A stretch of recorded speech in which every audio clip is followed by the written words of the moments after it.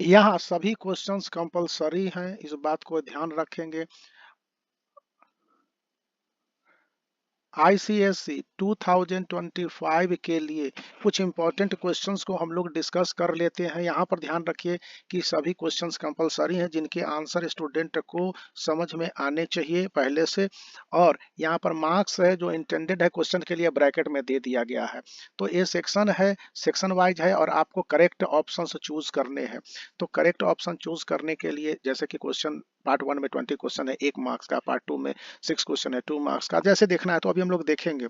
अब क्वेश्चन पहले पढ़ते हैं और इसको हम लोग समझने की कोशिश करते हैं।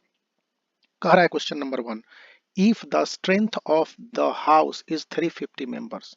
हाउस का टोटल स्ट्रेंथ 350 मेंबर्स है, तो कोरम विल बी, अब इसका कोरम कितना होगा? तो देखिए, कोरम के लिए आपके पास 350 का 10th होना चाहिए, 1/10, तो ऐसे काट देंगे तो 35, यानी कि 35 मेंबर 4 है, तो ऑप्शन 4 सही होगा। अब देख लीजिए क्वेश्चन नंबर 2 है, लोकसभा में मैक्सिमम सीट 552 है, वैसे 2 उस नॉमिनेटेड होते हैं, तो राज्यसभा में कितने होंगे? तो राज्यसभा में टोटल मेंबर, जैसे कि अभी के समय में 2 250 हैं, लेकिन 245 होंगे, और 250 मैक्सिमम है, जिसमें कि आप जान लीजिए कि इसमें से नॉमिनेटेड होते हैं, तो उस हिसाब से यहाँ पर ऑप्शन 1 सही होगा। फिर क्वेश्चन नंबर 3 है कि how many members of Rajya Sabha retire once every 2 years. प्रत्येक 2 साल पर राज्यसभा के कुछ मेंबर रिटायर हो जाते हैं। कितने मेंबर रिटायर होते हैं? तो देखिए, इसका सीधा सीधा है कि यहाँ पर 1/3 मेंबर, यानी कि अगर 100 मेंबर हैं तो उसका 1/3 रिटायर हो जाएंगे। यही रूल है और यही होता है, तो यहाँ पर 1/3 हो जाएगा।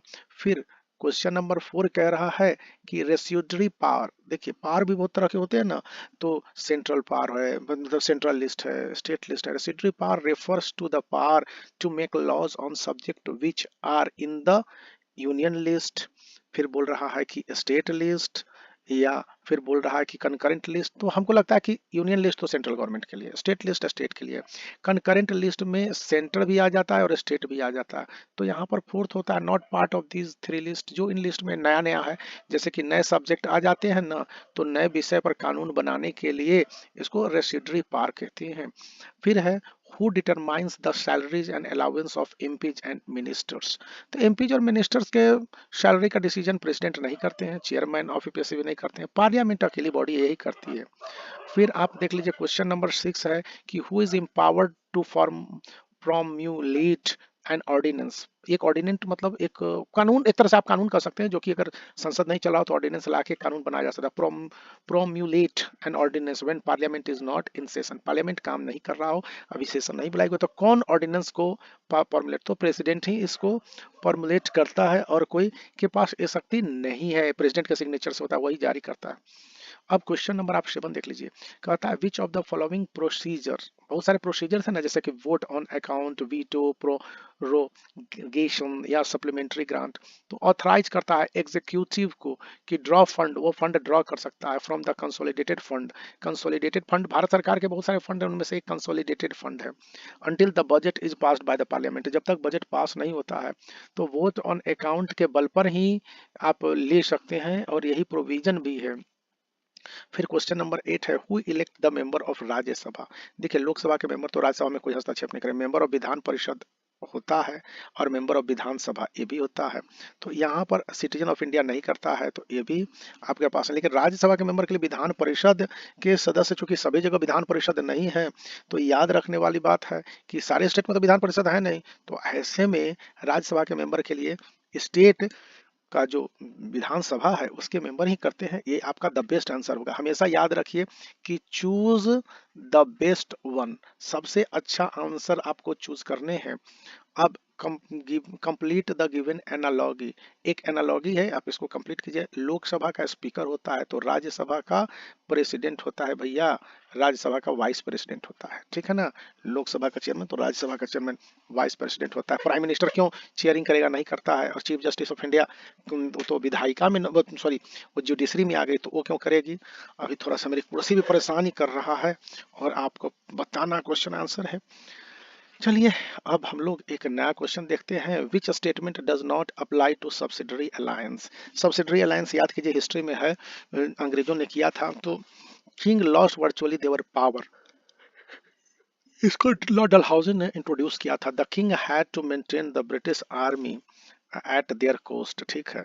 और उसके बाद यहाँ पर कहा जा रहा है कि they had a British resident in their court. तो यहाँ पर ये सही है कि ब्रिटिश रेसिडेंट को रखने के लिए कहा गया था। अब इसको दोबारा पढ़ना होगा क्योंकि काफी इंपॉर्टेंट है।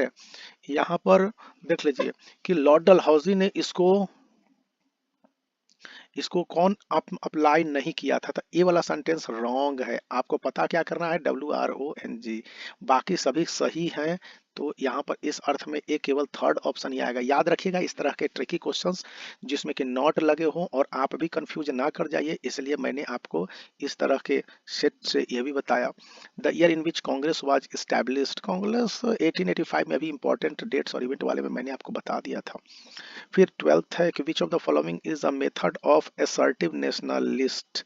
अब असर्टिव नेशनलिस्ट और रेडिकल नेशनलिस्ट आप इसको जो भी कह लीजिए, यहाँ पर ये थे कि स्वदेशी पर भरोसा करते थे, बॉयकॉट पर भी भरोसा करते थे, पैसिव रेसिस्टेंस, डायरेक्ट रेसिस्टेंस इसको जरूरत चाहिए नहीं था, और रिवाइवलिज्म भी भरोसा करते थे।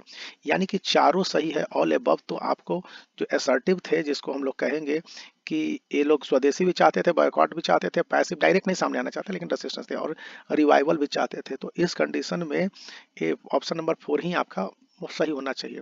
फिर complete the given analogy, analogy को आप कंप्लीट कीजिए। Simon commission civil disobedience movement, Simon commission हुआ था 1927, तो सिविल डिसोबीडियंस 1930, 30 से 30 आप ले लीजिए। फिर क्रिप्स मिशन आया था, किस लिए क्रिप्स मिशन, क्रिप्स मिशन तो आपको यहाँ पर खिलाफत मूवमेंट नहीं आया था, एंटी पार्टीशन मूवमेंट ये भी नहीं था। तो क्रिप्स मिशन के बाद कौन सा मूवमेंट हुआ, तो क्रिप्स मिशन के बाद नन कोऑपरेशन मूवमेंट नहीं हुआ, तो क्विट इंडिया मूवमेंट हुआ। आपको याद रखना है 1942 में।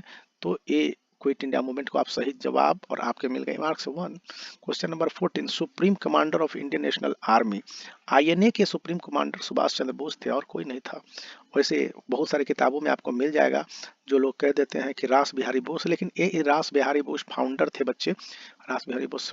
फिर according to the Indian independence act 1947, which of the following are applicable to the princely states, कौन सा चीज प्रिंसली स्टेट्स पर एप्लीकेबल था। तो ये था आपका, जान लीजिए कि दे कुड रिमेन इंडिपेंडेंट, ठीक है, इस बात को भी मान लेते हैं कि वे इंडिपेंडेंट रहेंगे। फिर they could join the India, India को भी ज्वाइन करेंगे।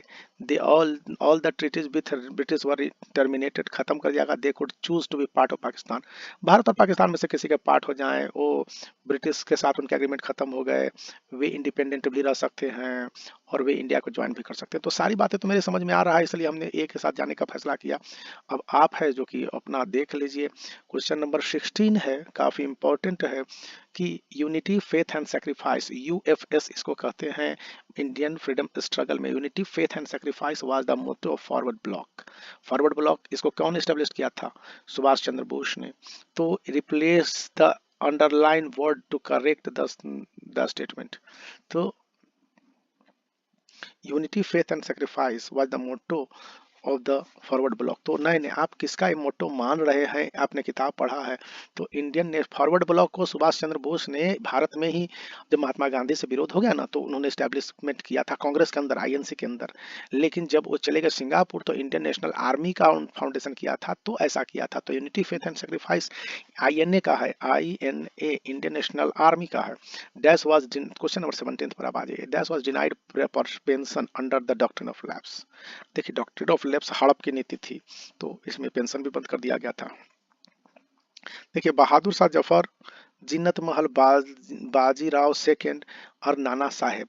तो याद कर लीजिएगा तो आपको सीधा सीधा पता चल जाएगा कि नाना साहेब जो उस समय कानपुर में थे, ठीक है ना, उन्हीं का पेंशन को इन लोगों ने बंद कर दिया था।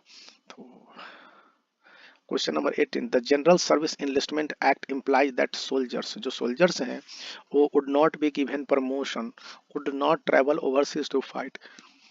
तो ये क्या इम्प्लाइज करता है, would be given less salary, would not be given extra allowance. देखिए जनरल सर्विस इनलिस्टमेंट एक्ट, जिसको कि लॉर्ड रिपन से पहले एक थे, लॉर्ड हम डलहौजी नहीं थे, एक लॉर्ड थे, मैं याद नहीं आ रहा हूँ, लॉर्ड कोई बहुत क्रूअल थे, तो उन्होंने लाया था। मैं तो मुझे एग्जैक्ट याद तो नहीं आ रहा है, लेकिन ये कहता है कि आपको यू वुड हैव टू, आपको विदेश जाना होगा लड़ने के लिए जनरल सर्विस में। इसी के कारण विरोध हुआ था। लॉर्ड रिपन थे और लॉर्ड कोई था कर्जन, जिन्हें कर्जन बंगाल विभाजन वाला लॉर्ड कोई थे, हमको याद नहीं आ रहा किस लॉर्ड के समय में आया था, आप उसको देख लीजिएगा।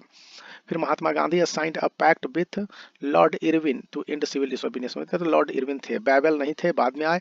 स्टैनफोर्ड क्रिप्स भी नहीं थे। माउंट बेटन तो 1947 में तो वैल्यू नहीं रहा माउंट बेटन का, तो वो भी नहीं है। The nationalist felt Bengal was partitioned to divide Hindu and Muslim, सही बात है। For effective administration to stop none of the reasons, देखिए वो डिवाइड हिंदू एंड मुस्लिम्स यही नेशनलिस्ट लोग मानते थे, और अधिकतर राइटर ने जो लिखा है वो इसी पैटर्न पर लिखा है। अब देख लीजिए हम लोग क्वेश्चन नंबर 21 पर आ रहे हैं कि when can the parliament not legislate on subject including in the state list, कब जो भारत का पार्लियामेंट है कानून नहीं बना सकता ऐसे सब्जेक्ट में जो स्टेट कर ले। When state is ruled by a collision, तो वो तो है during the proclamation of the emergency. देखिए एक स्टेट है, दो है, वो पार्लियामेंट है, not legislate on subject, subject में छेड़छाड़ नहीं कर सकता है। तो इसके लिए देखेंगे कि ए वन भी सही है कि व्हेन स्टेट, यहाँ पर जो क्वेश्चन देख रहे हैं तो उस क्वेश्चन में है कि पार्लियामेंट, तो when the state is ruled by a collision, जब कोलिजन के द्वारा रूल किया जाता है पार्लियामेंट नहीं सरकार बन उस पर कानून बना सकती है। फिर जब आप देखेंगे तो एक पता चलेगा कि when the Lok Sabha pass a resolution by 2/3 majority, जब रिजोल्यूशन 2/3 पास देगा तो वो पार्लियामेंट होगा, उस समय स्टेट लिस्ट पर कानून नहीं लेजिस्लेट कर सकता है। अक्सर इस विषय पर लड़ाई हो जाती है, तो ऑप्शन 1 और 3 दोनों सही है। फिर क्वेश्चन नंबर 20 देख लीजिए, क्वेश्चन नंबर 20 और 22, which of these are not exclusive power of Lok Sabha, Lok Sabha का एक्सक्लूसिव पावर कौन नहीं है। तो यहाँ पर ये पास एन ऑर्डिनरी बिल, ठीक है, ऑर्डिनरी बिल पास करना है लोकसभा का एक्सक्लूसिव पावर नहीं, तो मनी बिल को पास करता है, ये इसका एक्सक्लूसिव पावर है। It can pass no confidence movement, ये तो होता ही है, वो तो ऐसा थोड़े एक नहीं होता है। It can amend the constitution, ये जनरल, ये एक्सक्लूसिव नहीं है, इस हर कानून बनते ही ये अमेंडमेंट हो जाता है। Which of the following are the legislative power of parliament, parliament का जो लेजिस्लेटिव पावर है वो है कानून बनाना सब्जेक्ट पर यूनियन लिस्ट में, एंड अप्रूविंग ऑर्डिनेंस, जितने भी ऑर्डिनेंस आते हैं ना उसको इम्प्रूव करके ये उसको आगे बढ़ाया जाता है। अब 24 नंबर है, from the given list identify the aim of Muslim League, Muslim League जो 1906 में बंगाल में बना था, तो उसका मेन एम क्या था। ये भी सोचने वाली बात है, क्योंकि आप जैसे देखेंगे तो आपको पता चलेगा कि ये है जो प्रोटेक्ट करता है advantage the political right of Muslims, ठीक है भैया, ये तो ऐसा करता है develop and consolidate feeling national, no ऐसा नहीं होता है। फिर to prevent hostilities between Muslims and other communities, ये भी था कि मुस्लिम लीग मुस्लिम थे से अन्य मुसलमान लोग भी बहुत नाखुश थे। Identify the clause of the Rowlatt act,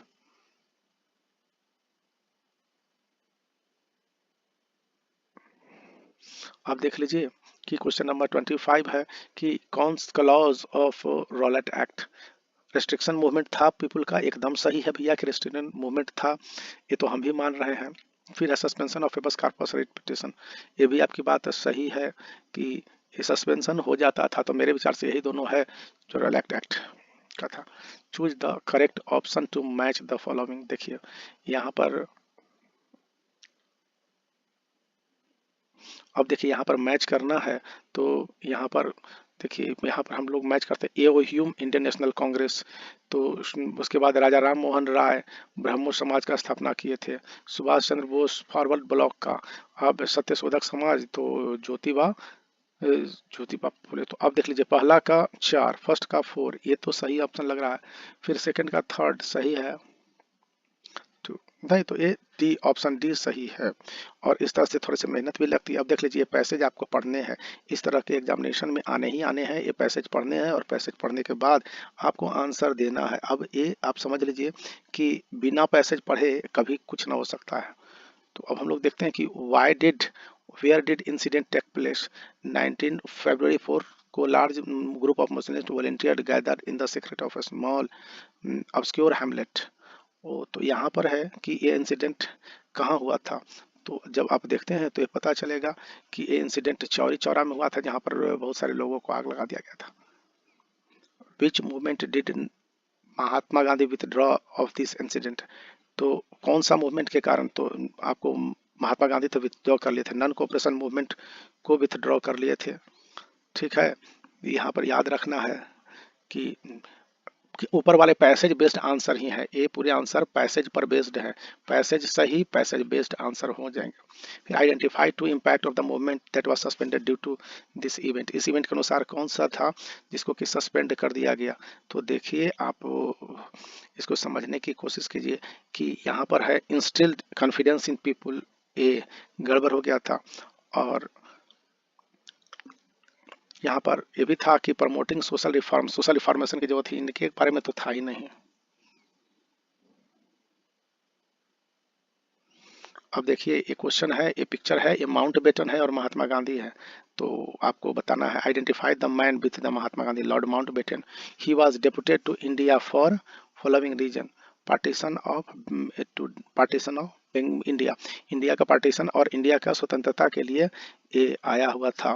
तो काफी कमीना आदमी है भैया, आप देखिएगा। और to peaceful transfer of power, सही है, पीसफुल ट्रांसफर ऑफ पावर होता था। फिर देख लीजिए यहाँ पर identify the following list and proposed, कौन से है प्रपोज करने के लिए कि the country would be divided into two dominion formation.